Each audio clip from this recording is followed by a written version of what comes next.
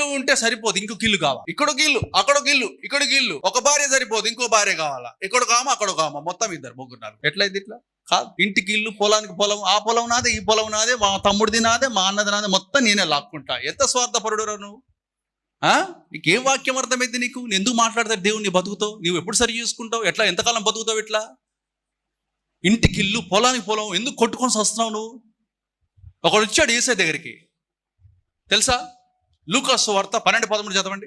ఆ జనసమూహములలో ఒకడు, బోధకుడా, పిత్రార్జితములో నాకు పాలు పంచి పెట్టవలని నా సహోదరునితో చెప్పుమని ఆయన అడుగుగా, ఆయన పోయి మీ మీద తీర్పరిగానైనను. అది ఎలా చదవాలి తెలుసా అమ్మా? ఓయ్, నీ కోర్టు కేసుల కోసం, నీ యొక్క పొలము తగాదాల కోసం, నీ ఆ ప్రాపర్టీస్ ఆస్తుల కోసం డిసైడ్ చేయడానికి నేనేమన్నా తీర్పు తీర్చడానికి వచ్చాననుకున్నావా? నువ్వేమన్నా?